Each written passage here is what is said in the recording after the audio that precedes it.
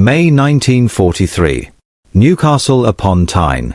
The Vickers-Armstrong's factory stretched for miles along Scotswood Road, a steel artery feeding Britain's war effort. Inside its vast halls, machines screamed, cranes swung overhead, and thousands of workers labored under relentless schedules. Tanks, guns, and armored vehicles rolled out day and night, most of them familiar, practical, and instantly recognizable. Then one day, everything stopped. Not because of an air raid. Not because of a machinery failure. But because of a vehicle that looked wrong. Engineers, inspectors, and military officers stood silently around a newly completed armored machine. At first glance, it resembled a Valentine tank chassis, squat, compact, and unremarkable. But then the eye moved upward. The gun was pointing backwards. Not slightly offset. Not temporarily rotated for testing. Fully reversed, a long 17-pounder barrel extending over the engine deck, aimed toward the rear of the vehicle. There was confusion. Then disbelief. Then quiet laughter. Someone muttered that the gun must have been mounted incorrectly. Another suggested the blueprints had been read upside down. A few suspected sabotage or sheer incompetence. Yet no alarms were raised. No corrections were ordered. Because this was exactly how it was meant to be. The vehicle was not unfinished. It was not broken. It was not a mistake. It was Britain's answer to a problem that had no conventional solution. By the middle of the Second World War, British armoured doctrine was under severe pressure. Early war assumptions had collapsed. The idea that lighter, faster tanks supported by towed anti-tank guns could hold the line was no longer valid. German armour had evolved faster than expected, and nowhere was this clearer than in North Africa. In late 1942, British units encountered a new enemy vehicle that changed everything. The Tiger I. The Tiger was not numerous, but it didn't need to be. Its sheer presence dominated the battlefield. With 100mm of frontal armor and the devastating 88mm kilowatt K gun, it could destroy British tanks at distances where return fire was ineffective. British anti-tank crews armed with the 6-pounder gun found themselves outmatched. Under perfect conditions, the 6-pounder could penetrate around 90mm of armor at 500 meters. The Tiger's frontal armor exceeded that. Combat reports from Tunisia described shells striking Tigers and shattering harmlessly. Crews fired again and again, hoping for miracles. Some tried dangerously close-range shots. Others aimed desperately for tracks or vision ports. Morale suffered. The Tiger did more than destroy tanks, it destroyed confidence. British soldiers began to view German heavy armor as almost invulnerable from the front. The war had entered a new phase. Britain needed a gun that could kill Tigers reliably, and it needed that gun now. Britain already possessed a potential solution. The Ordnance QF 17-pounder was under development even before the Tiger appeared. Designers understood that armor would continue to thicken, and future battlefields would demand greater firepower. The 17-pounder was a monster compared to earlier British guns. With a caliber of 76.2mm, it fired shells at extremely high velocity. Even with standard armor-piercing ammunition, it could penetrate heavy armor at ranges exceeding 1,000 meters. Then came APDS, armor-piercing discarding sabot. These rounds were less accurate and harder to manufacture, but their penetration was extraordinary. Under ideal conditions, they could punch through over 200 millimeters of armor. No German tank was safe. Tigers, Panthers, heavy assault guns, all could be destroyed. But the gun had a fatal flaw. It was massive. Weighing more than 2 tons, with a barrel stretching over 4 meters, the 17-pounder was difficult to move and dangerous to deploy. Towed versions required large crews, exposed positions, and precious time, luxuries rarely available under fire. Britain didn't just need a powerful gun. It needed that gun mounted on armor. Mounting the 17-pounder on a vehicle seemed straightforward, until engineers tried to do it. The Churchill tank was evaluated first. Its heavy chassis could handle the recoil, but integrating the gun proved complex and slow. Production delays made it unsuitable for immediate needs. The Crusader was next. It was fast, but underpowered and outdated. Its suspension and internal space could not support the 17-pounder. The Cromwell showed promise. But modifications would take years. That project eventually evolved into the Challenger tank, but Britain could not afford to wait. Then attention turned to an aging design. The Valentine tank. By 1942, the Valentine was no longer considered effective as a main battle tank. Its gun was underpowered, and its armor insufficient against newer threats. But it had advantages no other chassis could offer. It was reliable. It was compact. And most importantly, it was already being produced in huge numbers. Over 8,000 Valentines had been built. Production lines were stable. Factories knew the design intimately. Spare parts were everywhere. If any chassis could be adapted quickly, it was the Valentine. There was only one problem. The Valentine was too small. An engineering dead end. Early attempts to mount the 17-pounder conventionally on the Valentine were disastrous. The gun's weight made the vehicle dangerously front-heavy. The suspension strained under loads it was never designed to carry. Recoil forces threatened to smash the gun breech into the driver's compartment. The layout was unsafe. The balance was wrong. The design simply did not work. At this point, many engineers would have abandoned the project. But Leslie Little didn't. Instead of forcing the gun into a layout that refused to cooperate, he asked a radical question. What if the gun didn't face forward at all? Turning the gun around. The solution was as shocking as it was simple. Turn the gun around.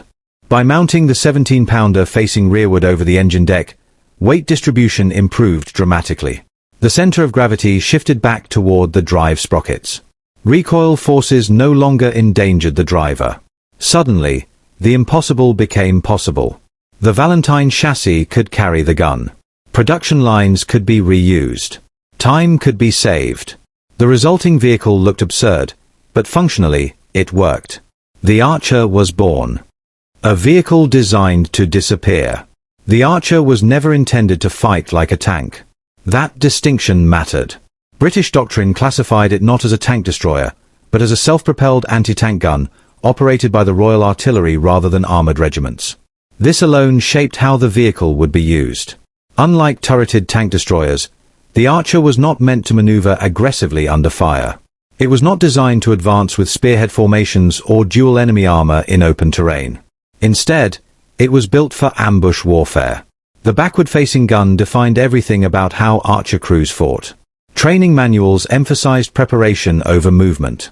Crews were taught to select firing positions in advance: reverse slopes, hedgerows, forest edges, village corners, narrow roads, and choke points where enemy armor was forced to expose itself. The process was deliberate. First, the Archer reversed into position, placing the gun toward the expected axis of enemy advance. Second, camouflage was applied: foliage, netting, mud, and sometimes improvised screens. Third, the crew waited. This waiting could last hours, sometimes days. When German armor entered the kill zone, the Archer fired. Then came the moment that justified the entire design. Instead of reversing or rotating, movements that exposed thin side armor, the driver simply accelerated forward. The vehicle vanished in seconds, retreating behind cover without ever turning. No hesitation. No vulnerable pivot. No delay. In a war where survival often depended on seconds, this mattered enormously. Life inside the Archer. For the men who served inside it, the Archer was not comfortable. The fighting compartment was cramped and open-topped. Space was limited. Ammunition storage was tight, with only 39 rounds carried, each one large, heavy, and awkward to handle. The open top exposed crews to the elements. Rain, snow, mud, and freezing winds were constant companions. In winter campaigns, condensation froze on metal surfaces. In summer, heat built rapidly. Enemy artillery and small arms fire were ever-present threats. Shrapnel falling from above was especially dangerous. Yet crews adapted.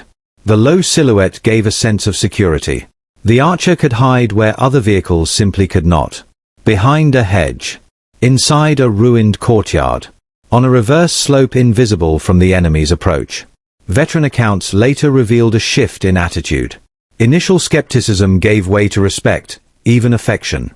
Crews learned that survival depended not on armor thickness, but on being seen last. One contemporary report noted that crews quickly came to value the backward gun mount, recognizing that it allowed immediate withdrawal without exposing the vehicle. Another described the Archer as awkward to explain, but sensible to fight. The Archer enters the war. The Archer officially entered service in October 1944. By then, the war in Western Europe had changed. The Normandy landings were over. The breakout from the Bocage had already occurred.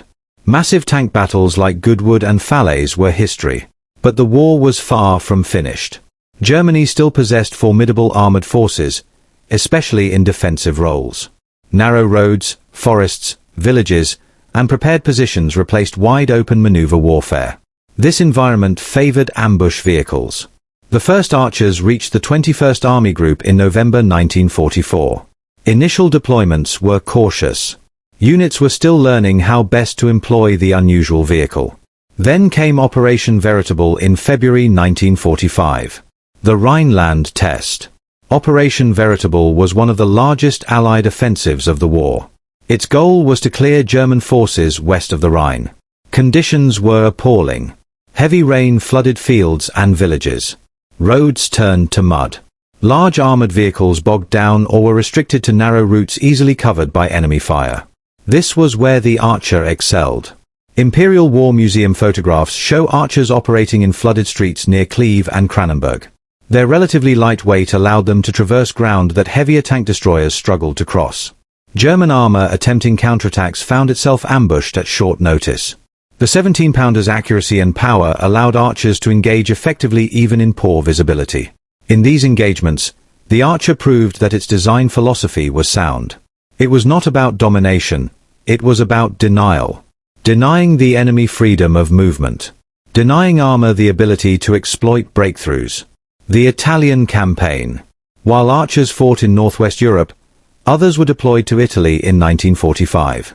Here, terrain dictated everything. Mountain roads twisted through narrow valleys. Villages clung to hillsides. Engagements occurred at short ranges, often around blind corners and hairpin bends. Large American tank destroyers struggled here. Their size and weight limited where they could go. The Archer thrived. Polish units of the 2nd Polish Corps employed Archers during the final Italian offensive.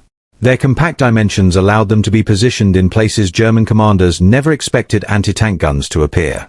From concealed mountain positions, Archers could cover roads and choke points with devastating effect. Enemy vehicles had little warning before coming under fire. In Italy, more than anywhere else, the Archer demonstrated that firepower combined with concealment could outweigh armor thickness. What the Archer could destroy. The question every anti-tank crew asked was simple. What can this gun kill? The answer, for the 17-pounder, was almost everything. British assessments confirmed that Tiger frontal armor could be penetrated at standard combat ranges. Panthers were vulnerable from the sides at long distances and frontally at closer ranges. The Panther's highly sloped glacis plate remained difficult, requiring close-range shots for reliable penetration. But even then, the threat was real. British crews adopted deception tactics. Some Archers were painted with disruptive camouflage patterns to mimic lower-caliber guns, delaying German recognition. This tactic mirrored that used on Sherman Fireflies. German crews often underestimated what they were facing, until the first round struck home. By the time they realized the truth, it was usually too late. Comparison with other tank destroyers. The Archer did not exist in isolation. Germany fielded the Jagdpanzer IV, with sloped frontal armor and a long 75mm gun. It was well protected, but its firepower could not match the 17-pounder. The United States deployed the M10 Wolverine, later upgraded to the Achilles. It offered a rotating turret and better crew comfort, but its gun lacked the raw penetration of the British weapon. Each design reflected different philosophies. The Archer sacrificed armor and flexibility for concealment and lethality. In open battles, it was vulnerable. In ambush, it was devastating. Some British artillery units reportedly preferred their Archers to American vehicles received through Lend-Lease, a remarkable endorsement for such an unconventional design. After the war, the Archer's story did not end in 1945. Large numbers were sold abroad. Egypt acquired around 200 vehicles. Jordan received dozens for the Arab Legion. During the Suez Crisis of 1956, Egyptian Archers were once again committed to combat, 13 years after their design had been questioned. Few wartime vehicles could claim such longevity. The meaning of the Archer. The Archer represents a fundamental truth about military engineering. The best solution is not always the most elegant.